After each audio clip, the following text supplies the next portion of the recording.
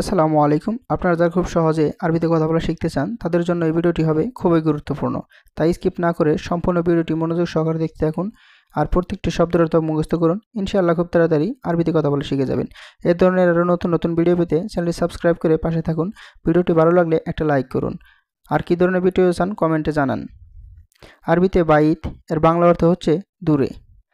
বাংলাতে বলা হয় দূরে, আরবিতে বলা হয় বাইত। বাইত অর্থ দূরে। আরবিতে গেরিব এর বাংলা অর্থ কাছে বা নিকটে। বাংলাতে বলা হয় কাছে বা নিকটে, আরবিতে বলা হয় গেরিব। আরবিতে ওয়েন এর বাংলা অর্থ কোথায়। বাংলাতে বলা হয় কোথায়, আরবিতে বলা হয় ওয়েন। আরবিতে মাকান এর বাংলা অর্থ হচ্ছে জায়গা। জায়গাকে আরবিতে বলা হয় মাকান। মাকান অর্থ হচ্ছে জায়গা। আরবিতে সাকেন এর বাংলা অর্থ হচ্ছে বাসস্থান বা থাকার জায়গা।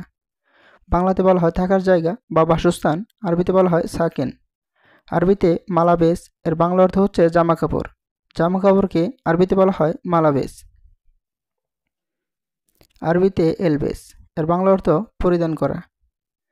বাংলাতে বলা হয় পরিধান করা বা কোনো কিছু পরা, আরবিতে বলা হয় এলবেস। এলবেস অর্থ পরিধান করা। আরবিতে গাইয়ের এর বাংলা অর্থ পরিবর্তন করা। বাংলাতে বলা হয় পরিবর্তন করা, আরবিতে বলা হয় গাইয়ের। গাইয়ের অর্থ পরিবর্তন করা। আরবিতে সাল্লা এর বাংলা অর্থ হচ্ছে মেরামত করা। বাংলাতে বলা হয় মেরামত করা, আরবিতে বলা হয় সাল্লা। আরবিতে খারবান এর বাংলা অর্থ হচ্ছে খারাপ। খারাপকে আরবিতে বলা হয় খারবান। আরবিতে তাইয়েব এর বাংলা অর্থ হচ্ছে ঠিক আছে। বাংলাতে বলা হয় ঠিক আছে, আরবিতে বলা হয় তাইয়েব। আরবিতে হাল এর বাংলা অর্থ হচ্ছে অবস্থা। বাংলাতে বলা হয় অবস্থা, আরবিতে বলা হয় হাল।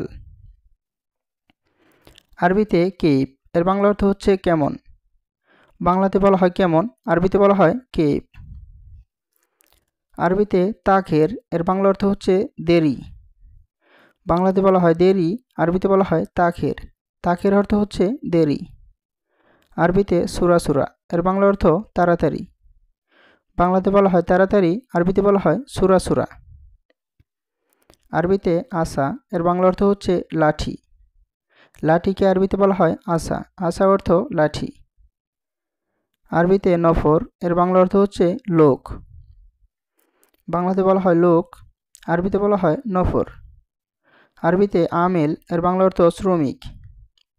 বাংলাতে বলা হয় শ্রমিক বা যারা কাজ করে, আরবিতে বলা হয় তাদের আমেল। আরবিতে সেবা এর বাংলা অর্থ হচ্ছে বৃদ্ধ বা বয়স্ক লোক।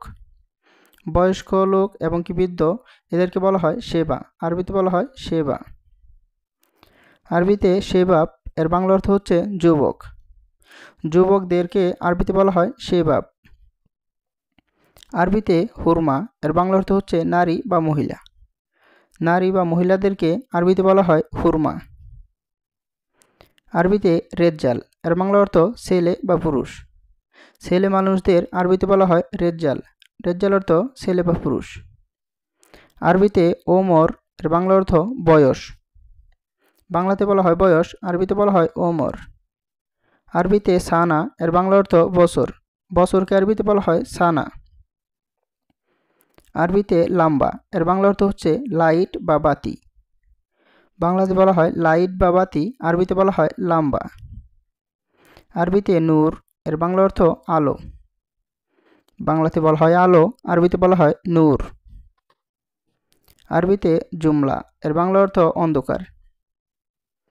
বাংলাতে বলা হয় অন্ধকার, আরবিতে বলা হয় জুমলা। জুমলা অর্থ অন্ধকার। আরবিতে কাহারাবা এর বাংলা অর্থ হচ্ছে বিদ্যুৎ। বিদ্যুৎ বা কারেন্ট এর আরবি অর্থ হচ্ছে কাহারাবা। আরবিতে তাল্লাজা এর বাংলা অর্থ ফ্রিজ। ফ্রিজকে আরবিতে বলা হয় তাল্লাজা। তাল্লাজা অর্থ ফ্রিজ। আরবিতে বেলাস এর বাংলা অর্থ হচ্ছে ফ্রি বা মাগনা। কোনো কিছু এমনি এমনি দেওয়াকে আরবিতে বলা হয় বেলাস। বেলাস অর্থ ফ্রি বা মাগনা, যেগুলো কোনো টাকা পয়সা লাগে না, ওটাকে বলা হয় বেলাস। বেলাস অর্থ ফ্রি। আরবিতে আলাম এর বাংলা অর্থ ব্যথা। বাংলাতে বলা হয় ব্যথা, আরবিতে বলা হয় আলাম। আলাম অর্থ ব্যথা। আরবিতে ইয়াত এর বাংলা অর্থ হাত। বাংলাতে বলা হয় হাত, আরবিতে বলা হয় ইয়াত। আরবিতে রিজেল এর বাংলা অর্থ পা। বাংলাতে বলা হয় পা, আরবিতে বলা হয় রিজেল। আরবিতে রাস এর বাংলা অর্থ হচ্ছে মাথা। মাথাকে আরবিতে বলা হয় রাস, রাস অর্থ মাথা। আরবিতে শার এর বাংলা অর্থ চুল। বাংলাতে বলা হয় চুল, আরবিতে বলা হয় শার। আরবিতে দাওয়া এর বাংলা অর্থ হচ্ছে ঔষধ। বাংলাতে বলা হয় ঔষধ, আরবিতে বলা হয় দাওয়া। দাওয়া অর্থ হচ্ছে ঔষধ।